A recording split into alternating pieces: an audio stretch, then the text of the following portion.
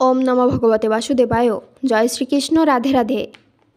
এই বছর 1432 বঙ্গাব্দ 2025 সালে এই যোগিনী একাদশী তিথি শুরু হচ্ছে আগামী 5ই আষাঢ় 20শে জুন শুক্রবার শেষ রাত্রি 4টা বেজে 1 মিনিটে, যা থাকছে 6ই আষাঢ় 21শে জুন শনিবার রাত্রি 1টা বেজে 34 মিনিট পর্যন্ত। এই বছর 1432 বঙ্গাব্দ 2025 সালে স্মার্তমতে এই যোগিনী একাদশী পালন করা হবে আগামী 21শে জুন 6ই আষাঢ় শনিবার দিন, এবং গোস্বামী মতে এই যোগিনী একাদশী পালন করা হবে আগামী 22শে জুন 7ই আষাঢ় রবিবার দিন। এই একাদশীকে বছরের অন্যতম শ্রেষ্ঠ একাদশী হিসেবে গণ্য করা হয়, কারণ এই একাদশীর ব্রত 88,000 জন ব্রাহ্মণকে ভোজন করানোর সমান ফল প্রদান করে থাকে। শুধু তাই নয়, এই একাদশী পালনের সবথেকে যেটি গুরুত্বপূর্ণ বিষয় তা হলো এই একাদশী ব্রত পালন করলে আপনার শরীরে রোগ বা যে কোনো স্বাস্থ্য সমস্যা থাকুক না কেন তা নির্মূল হয়ে যায়। তাই দীর্ঘদিন যারা রোগে ভুগছেন, স্বাস্থ্য সমস্যায় ভুগছেন, তাদের জন্যই এই একাদশী অন্যতম শ্রেষ্ঠ বরদান।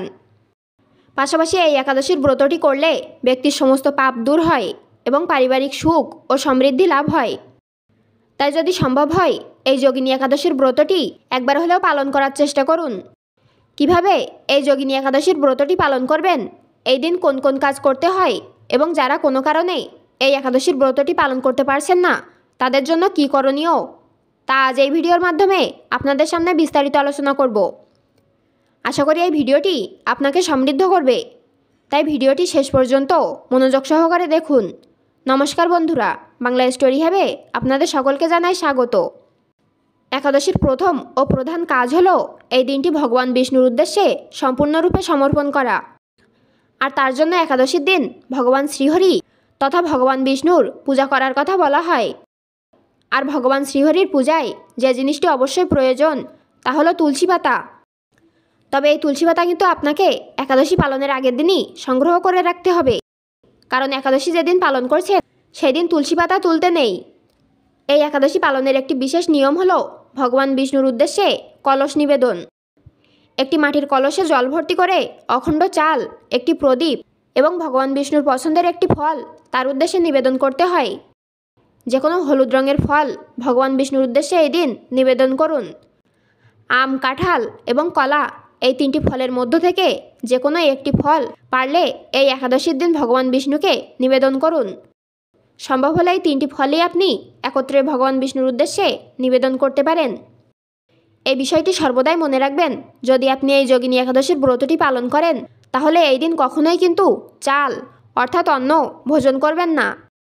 চালের তৈরি যে কোনো প্রকার খাবার এই দিন একাদশী ব্রত পালনকারীদের গ্রহণ করতে নেই, বরং এই চাল ভগবান বিষ্ণুর উদ্দেশ্যে এই দিন নিবেদন করতে হয়। বাড়িতে যদি শ্রীকৃষ্ণের মূর্তি বা ছবি থাকে, অথবা ভগবান বিষ্ণুর শালগ্রাম শিলা থাকে, বা ভগবান বিষ্ণু ও মা লক্ষ্মীর একত্রে কোনো মূর্তি বা ছবি থাকে, তাহলে একাদশীর দিন একটি ফুলের মালা পারলে অবশ্যই নিবেদন করুন। যদি ফুলের মালা না পান তাহলে অন্তত যে কোনো একটি সাদা বা হলুদ ফুল নিবেদন করুন, আর তার সঙ্গে অবশ্যই তুলসী পাতা নিবেদন করতে ভুলবেন না, কারণ তুলসী পাতা ছাড়া কখনোই কিন্তু ভগবান বিষ্ণুর পূজা সম্পন্ন হয় না। একাদশীর দিন ব্রহ্ম মুহূর্তে অর্থাৎ সকাল সকাল ঘুম থেকে ওঠার চেষ্টা করুন, এবং ঘুম থেকে ওঠার পর সবার প্রথমে সংকল্প গ্রহণ করুন যে আজ আপনি আপনার এই উদ্দেশ্যে ভগবান বিষ্ণুর নামে যোগিনী একাদশীর ব্রতটি পালন করতে চলেছেন। এই দিন সকাল সকাল স্নান পর্ব সেরে নিন। তারপর সূর্যদেবের উদ্দেশ্যে জল ও অর্ঘ্য নিবেদন করুন। অর্ঘ্য হিসেবে সামান্য আতপ চাল, বিশুদ্ধ জল এবং একটি ফুল নিবেদন করুন। এরপর ভগবান বিষ্ণুর পূজায় নিজেকে নিয়োজিত করুন। এই একাদশীর দিন যত বেশি ভগবান বিষ্ণুর নাম করবেন, কীর্তন করবেন এবং তার মন্ত্র জপ করবেন, ততই এই একাদশী ব্রতের পুণ্যফল লাভ করা যায়। এই দিন অন্নভোজনের পাশাপাশি যদি পঞ্চরবি শস্যের কোনো প্রকার খাবার এড়িয়ে চলতে পারেন তাহলে সবথেকে ভালো।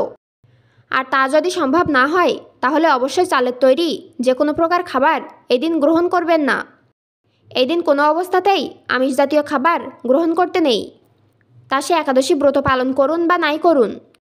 একাদশী ব্রতের দিন কখনোই মিথ্যা কথা এবং বড়দের অসম্মান করবেন না। এই দিন যতটা সম্ভব ঝুট ঝামেলা, তর্ক বিতর্ক, ঝগড়াঝাটি, মারামারি ইত্যাদি এই সমস্ত কিছু এড়িয়ে চলুন। এই দিন চুল, নখ, দাড়ি অথবা যে কোনো প্রসাধনী দ্রব্য যেমন ধরুন শ্যাম্পু, সাবান ইত্যাদি এই সমস্ত কিছু থেকে বিরত থাকুন। একাদশীর দিন কখনোই কাঁচা লবণ গ্রহণ করবেন না। লবণযুক্ত খাবার এই দিন যথাসম্ভব এড়িয়ে চলুন।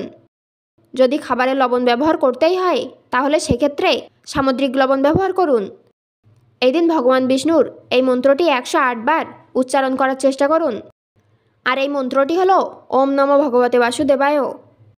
দিনে যে কোনো সময় এই মন্ত্রটি 108 বার মুখে আনুন। সম্ভব হলে একাদশীর দিন হরে কৃষ্ণ মন্ত্র উচ্চারণ এবং ভগবান বিষ্ণু সহস্র নাম শ্রবণ ও কীর্তন করতে পারেন। তবে একাদশীর দিন যে কাজটি আমাদের সকলেরই করা প্রয়োজন তা হলো এই যোগিনী একাদশীর ব্রতকথাটি শ্রবণ করা। ভগবান বিষ্ণুর পূজার পর অবশ্যই যোগিনী একাদশীর ব্রতকথাটি একবার হলেও শ্রবণ করুন, আর তা না হলে একাদশীর ব্রতটি অসম্পন্ন থেকে যায়।